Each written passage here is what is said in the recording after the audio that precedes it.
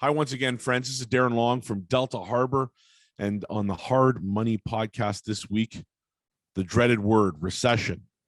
Our friends over at Investopedia say there are four components to recession: loss of jobs, declining real income, production and manufacturing slowdowns, and lower consumer spending. Let's find out if we're there yet, and we'll tell you what our thoughts are.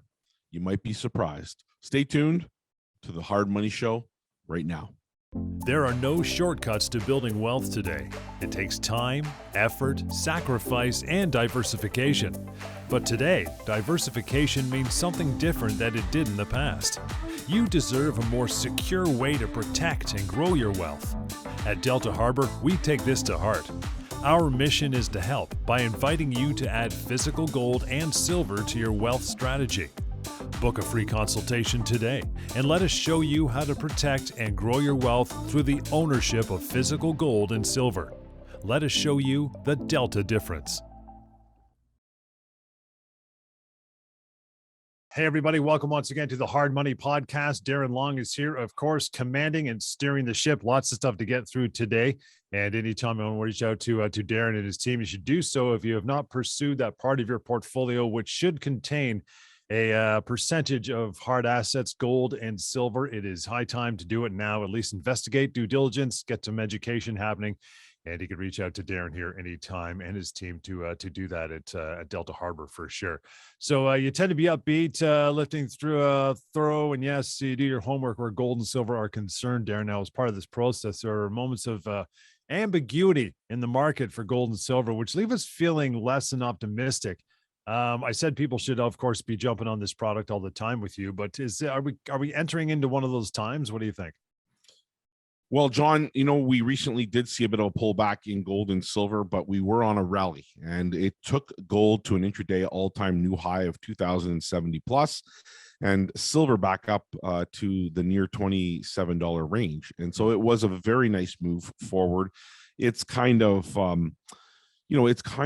a bit of writing on the wall, so to speak. So I would say this is not one of those times where we should feel that there's a lot of ambiguity in the market and be concerned. However, the current next 2 years, we are entering into is very strange. And I wanted to take the opportunity today on this podcast to be among the very first to call and say that the reason for that uncertainty, given all the other things we've discussed over the last few weeks, is that we are either right at the very front end of or already inside of a new recession here in Canada and in the US. And there's a lot of things going on. And, back in the good old days, John, recessions were simply the unpleasant part of the business cycle. You saw the 12 o'clock high on the clock hit. That was the climax. And then you saw everything peter down and you had a period of pullback and withdrawal. And recessions were simply the unpleasant part of that whole cycle. Consumer choices, exuberant businesses, and monetary policy all contributed to that, and they would periodically generate growth contractions. And when we debated the timing, in the past about recessions and this and that, and but recessions didn't come out of the blue. You saw them coming, and typically, you'd know that they were here, that we were on the doorstep of seeing, fairly significant pullback because times were good. And then we had contraction, and it came, and we saw it, and all the indicators were there. Then in 2020, John, a recession did come out of the blue, or nearly so, when COVID unexpectedly changed behavior. Right. We had working from home, we were avoiding travel, etc. And it caused a sudden drop in service demand, and as a result, it became recession. And this was not part of a normal business cycle. The last normal recession ended, let's say, around 2010 in earnest, but I mean about 13, or so years ago. And as with most unpleasant experiences, we don't put a lot of energy into remembering what it was like, especially here in Canada, where I would argue most people felt that they were unaffected, or that it did not impact our country as much as it did, say, the US or other parts of the world that had same or similar economies to ours. You just said we're getting into, or at least dipping our toe into the next recession here. What is I guess you could say, a typical recession, or is this one, and what does it look like? Well, it is here. And it is upon us as we speak. And I want to call it out. I want to say, and we'll remind ourselves of what happens in a typical recession, both to the economy and in the financial markets. As I said, we're seeing typical contractions and expansions, but here we might not see that. We'll look at some of the ways this probably won't be predictable, but a typical recession, as I said, is just one of those situations where, you see stocks grow, asset values grow, and then you see contraction. You start to see GDP change. You start to see employment change. You start to see manufacturing slow down. There are a bunch of typical indicators. But if we look even at this past week, we saw some volatility. And I would argue it's the good kind as stock prices recovered and oil retreated a little bit. And the basic facts haven't changed, though. Recession was already a strong possibility even before the Russia-Ukraine conflict began in its most recent incarnation. And the genie's out of the bottle, even if the conflict stops. The Russian sanctions will continue, which means the global realignment will continue as well. So that's a concern, huge concern.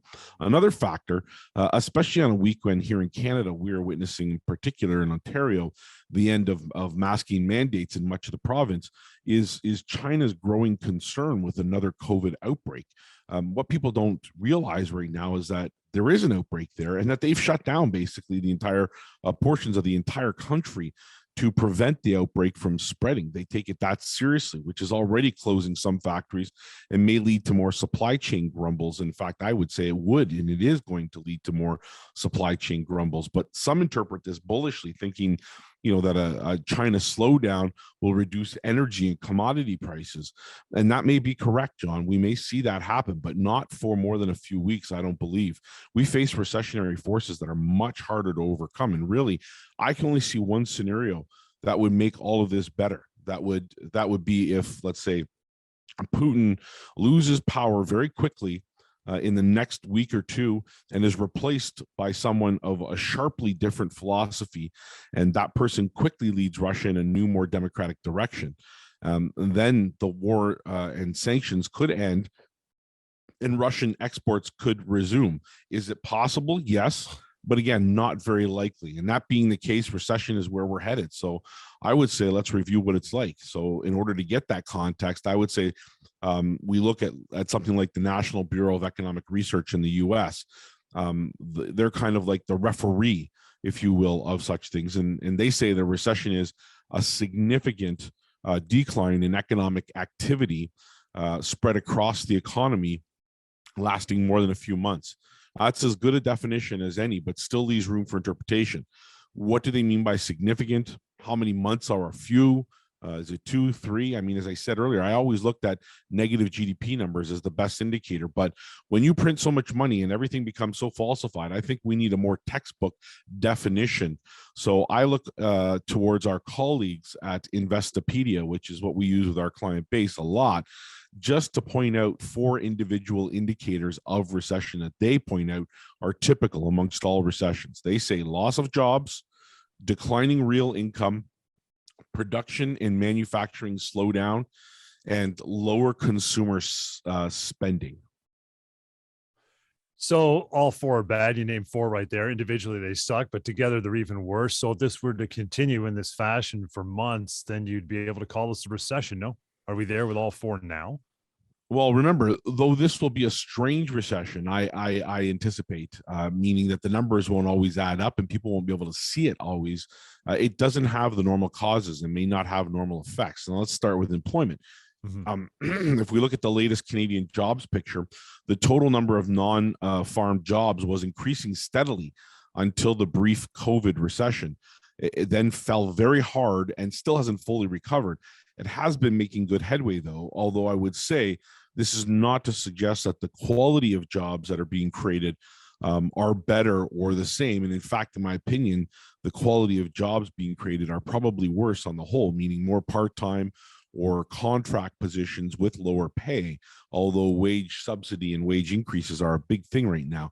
If we take a longer-term look at this same data series, it shows employment tends to peak just as recessions begin. So if we look back to, let's say, the data that I could see, which was around 1994, that recession early in the 90s, every pre-recession peak was higher than the last pre-recession peak. If the same doesn't happen this time, again, we'll have yet another reason to call this a very strange recession. So regrettably, I think that consequence is probable. Today's higher energy prices and war-related disturbances will start to bite us very soon, if not already. Businesses who are desperate to hire right now will see slower sales, and they are going to stop adding staff. I mean, I'll give you a perfect example. I have a child who works at one of the larger big box chain stores, and they have announced a hiring freeze. And again, this comes when we think we're just coming out of COVID. They're announcing a hiring freeze. They're not going to hire anyone. And so that's them being very, very proactive to see where we are, engaged where we are. That's really the first step to reducing staff overall. Number two of the indicators you mentioned is declining income. Where do you see that taking us? Well, it's already occurring. But here again, it's a very strange picture. The charts all show income popping sharply higher in peaks, which correspond to, let's say, the COVID stimulus bills that we put in place that allowed for us to have lots of social support when COVID hit. If you extrapolate the pre-COVID trend forward, today's income level is about where it should be, but it's been deteriorating for several months despite higher nominal wages, partly due to rising inflation, of course. But whatever the cause, people change their behavior when they perceive it is becoming steadily harder to make ends meet, which is happening right now. So we are seeing consumer sentiment get hit. The surveys are all showing in both the US and here in Canada and other places around the world, very sharp drops. And that's likely due to rising prices caused by supply chain issues and inflation, which impacts as much, it impacts us much more so here in Canada than it does in the US. So we're seeing that happen again, another indication of recession. Okay, indicator number three is manufacturing slowdown. Again, is it coming, or are we already into it? For me, tougher to evaluate that one, John, with COVID and supply chain challenges in the mix, but it seems almost sure to decline as the Russia-Ukraine conflict makes some components and materials even harder to obtain than they are now. Also note, it doesn't take much to disrupt production. We hear probably more of one of the common things that has been hit by supply chain interruptions are computer chips. Mm-hmm. Well, the Financial Times had a very interesting story just posted last week about automotive wiring harnesses, and there are various European manufacturers who source these from factories in Ukraine, of all places. And it's simply a little device to hold various cables that snake through the car's engine.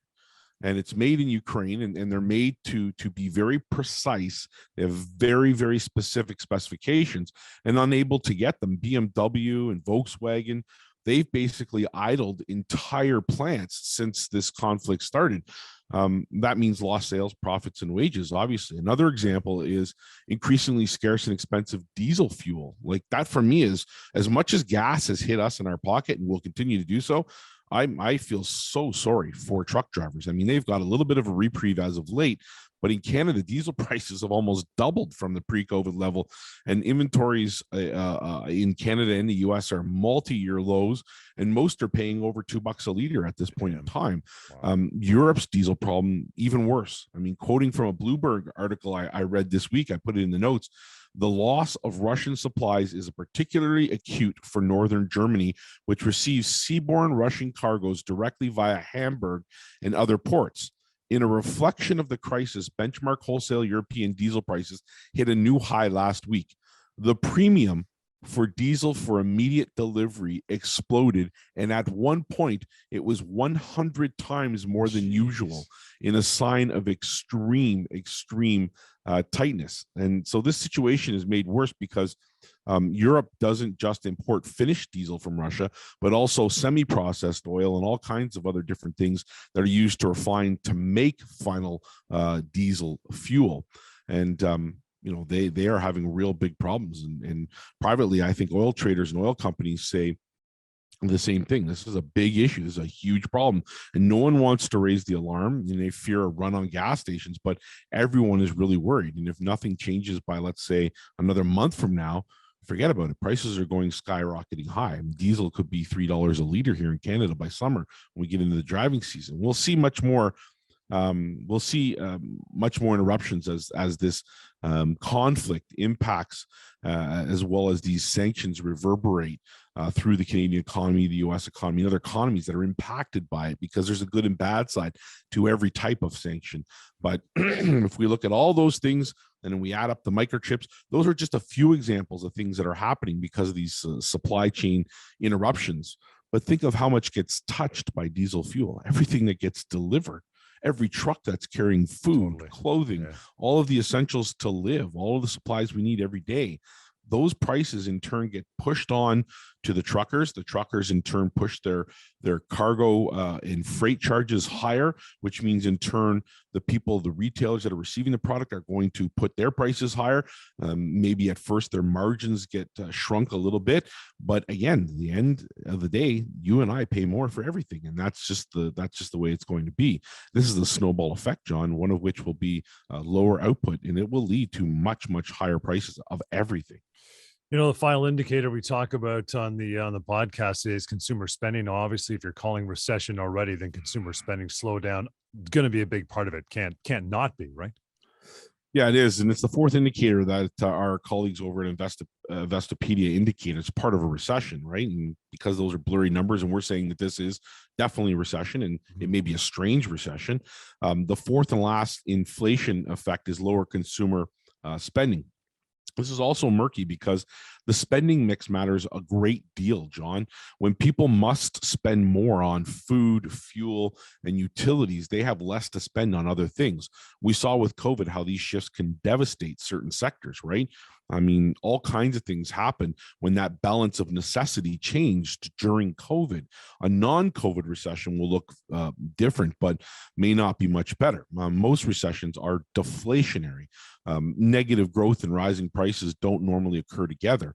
Unemployed people have little choice but to reduce overall spending. So most businesses lack pricing power. They can't push prices higher. However, a recession such as this one is going to be inflationary when accompanied by a supply shock in essential goods.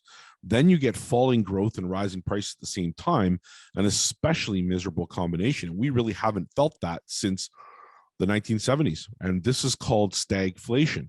This is, stagnation plus inflation. And it last occurred during the 1970s and for similar reasons, higher energy prices.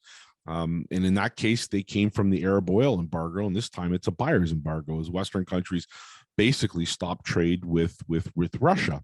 And since most of that trade is energy related, energy prices are going to rise. The macro effects of all this take time. I mean, you can't see it overnight. We see the very front end of it. We're on the inside. And, lo and behold, we're predicting it. I'm saying here today on this podcast in March that we are in recession. We are going to experience one. It's going to be heavy. It's going to be very, very unlike what we're used to. And, it's going to be impacted by very strange but changing behavior nonetheless. And, consumers are going to, stop doing all kinds of things they do. Think of where we are, right? We're at spring, John. What's melting? The ice. What's the first thing Canadians do right now when the ice melts? They put the boat in the water, right? They're not going to be taking the boat out on weekends if you can't afford the gas to drive it. No kidding. Right? They're not going to go to the beaches often, right? They're going to look for jobs closer to home. Maybe they try to sell that big SUV or gas guzzler and find it's not worth as much as they thought. This is the drawdown of what has essentially been a very strange time. I mean, take a look at what's happened and transpired in my own life as an example. I happen to need a truck as a hobby and as part of one of my child's lives. She rides horses. And so I have a truck to tow. And, I've had a truck for a long time, and I get it serviced on a regular basis, took it to the dealership, 2 years old, approaching 2 years old. It was 3 months shy of 2 years old. They're willing to offer me the same price I paid for it. No kidding. That tells us where we're at, right? Because they couldn't get their hands on they can get, specific trucks in, but they couldn't get higher level trucks in with different types of interiors or higher end options. And that's what I had. And, they were willing to pay what I bought the truck for. Say, here, get into another one, get into another car, do whatever you want. But we're willing to give you back what you paid for that truck right now. And so this is kind of situation that happens when you get this exuberance and this uncertainty about what the future does hold. And a lot of analysts have called this the post-COVID explosion, and they expected the economy to boom. That's not the case. We're hitting recession. That's where we're at. So consumer spending is a huge part of it. It affects consumers' confidence when you see inflation rates jump like this. And so they're going to reduce their spending. And because inflation is higher and their wage increases you can expect people, especially consumers, the average consumer, to feel way more pressure to reduce their spending because they have uncertainty. So that's exactly what happens in that fourth and very unsettling final component of what our colleagues over at Investopedia say are the indicators of recession. We're here, we're in a recession. It started already. So if you look at the last recession with 2020, performance of gold and silver, how was that? Or, dial it back 12 years, say, maybe more importantly to 2008. How did gold and silver respond then? Well, let's take a look at 2008. Post 2008, the price of silver in the following 36 months from 2008 to 2011, it shot up from a low of $8.50 to almost its all-time high of $49 an ounce. Gold shot from 650 an ounce to 1930 an ounce in the following 36 months. So as soon as we felt and sniffed recession, gold and silver hit their lows, boom, explosion. 2020, same thing, totally unexpected. In 2020, the price of silver hit a low of $11.70 ish and hit a high in the following couple of months of $30 an ounce. Gold went up to $2,000 an ounce. So insanity ensues, and this is what happens. This is why you have to have these types of assets. Why we talk about the importance of not thinking about gold and silver as the only asset you own, but as a complement to what you have in that portfolio to give you some more certainty about, the uncertain times that lie ahead. If we are in recession, is it not wise to reduce and trim the fat of all your paper holdings? I think so. My colleagues across this industry all agree. And the problem is that a lot of them say only gold and silver. They sold off all their stocks. And that's a problem. We think that gold and silver is a fine complement to other assets that you already own. We're huge fans of commodities right now. We believe the commodity sector is going to, even if it has a small break, going to go sky high into regions we've never even dreamed possible, which means, yes, gold and silver are going to go dramatically higher. And if we see that happen, John, it's more than likely that gold and silver not only reach all-time highs, which gold just did this past month, the last few weeks. It's likely that gold goes into a whole new zone between maybe even 5 to 10,000 over the next 60 months.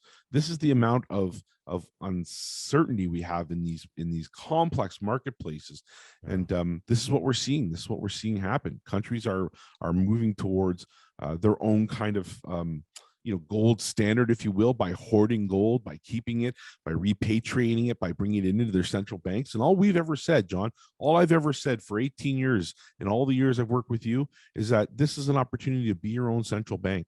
You sometimes have to disregard the advice of professionals because they are not always going to be acting in the best interest of you. Okay, so if you have people that you trust, people that are experts in your life, hold them closely. But if you have anybody that's not taking your interest into heart, maybe it's time to reduce and trim the fat. And that's why we say gold and silver make an honest man out of every holder that has it, an honest woman out of every woman that owns it. And that's what we say, because gold and silver is simple. It's physical. It's bar and coin. It has no third-party liabilities. You can't print it. You can't dilute it by splitting the stock. You can't pump more money into it. You just buy it and own it. And it's something you can take home or store or do whatever you want with. We'll talk about that now. By the way, reaching out beyond the podcast online here, 1-877-323-GOLD is how you get a hold of Darren and his team. So talk about it. How do we get some, if nobody's even started with you guys yet, how do they get started? What are the ways? Well, if you can get through, and I know people are having a hard time right now, but if you get to us, we'll set up some time to put aside specifically for you.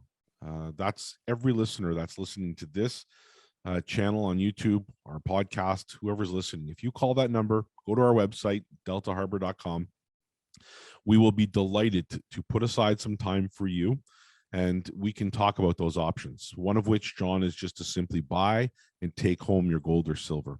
And when it comes time to sell it, bring it back to us and we'll gladly buy it back from you. No problem. Gold and silver are liquid, 100%. There are no situations that I've experienced in 18 years of being in this business in which I couldn't liquidate gold or silver immediately. There is no drawdown to that. I'm not seeking out buyers. I already have them in place.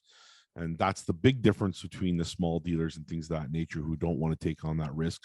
Our firm can do that. We already have the buyers in place. So that's not an issue. You can buy it, take it home, bring it back when you're ready to sell it. 2, you can store it. If it's too much security risk for you, our vault is an easy option for you to store your product. Storage starts at 1% of the metal value per year and it's charged monthly. It's a simple thing. And the more product you hold, the less that rate goes down. That's an option. It is insured. The storage facility is not a bank. It's a private institution, which does have regulatory oversight. You get your inventory and reports on your bars and coins. You can visit your product and you can make changes by phone to buy and sell. And you can also pick that product up anytime you like if you want to change and take it home, or if you decided to share that with other family members. Easy to do. Cool. The third option that we have, John, which is an important one, is registered accounts. If you're a Canadian and you want to put this into your RSP, TFSA, you've got a LIRA, you're at the retirement age and you remember the last big gold boom and you knew you should have had it then, but you want it now. You're going to retire and you're going to flip that RSP over. We can put it into some gold and silver for you. It might not be the only thing you hold, but whether it's an existing RSP or other registered account at another institution, we can show you how to bring that over. Or if it's brand new money that you want to put in to expand your RSP portfolio or your TFSA, why not take advantage of the tax incentives that have been afforded to you by the Canadian government? And those that are in a position to do so can obviously set up a consultation through our website or give us a call directly. We'd be happy to take you through it or share the information with you, no problem. And then the last one is what we call the Delta Vault account, which is the usage of what we call bulk bullion. So you're a buyer, but you've come to the realization that it doesn't matter to you that you're holding, 100-ounce bar of silver any more than it does a 10-ounce bar anymore. That you care if it's 1,000-ounce bar. You just want to know you have physical silver in your account, that it's accounted for, that it's in your name, that it's 1-to-1, and that there's no hypothecation. We have that option for you, and it keeps your premiums way lower. We offer this option because we know right now it's hard to keep premiums low. With supply and demand being the way it is, premiums on gold and silver bars and coins have gone through the roof, so much so that we know some people are out there thinking, hey, why would I want to buy a silver maple leaf coin if it's $6 or $7 more than the paper price of silver right now? I got to wait $6 or $7 before it goes up. Well, we have an alternative option, and we'd love to tell you more about that. It's called the Delta Vault account, and it's vaulted product. You can make changes. You can buy and sell in all worldwide markets, and under certain conditions, we can set up all kinds of great little tools that will allow you to buy and sell in all markets worldwide. And it's probably one of the best accounts that we offer. And again, physical gold and silver, 1-to-1 in your name, inventory reports, and you can always convert to a specific bar or coin type at any time you want. And then, of course, if the premiums come down later, pay the lower premium, which is a really, really good way to get into the silver and gold market if you just want exposure to physical gold and silver. So that's the fourth option, John. And any of those 4 options are great. We offer them, and all people have to do is start the journey. Is just call the number, go to our website. Lots of stuff covered on this podcast, brother, and we'll leave it there for now. Again, reaching out to Darren beyond, a simple phone call. The phone call, by way, 1-877-323-GOLD. Also, all over social media, YouTube, of course, Instagram, Facebook, and Twitter, Delta Harbour. That's Harbour with AU, Delta Harbour. And we'll pick it up next time. Thanks, pal.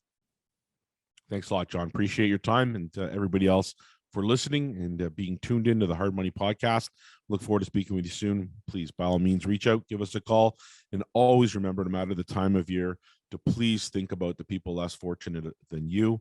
Support your local food banks. That's the best way you can give back to your community, and we'll always be here to support ours.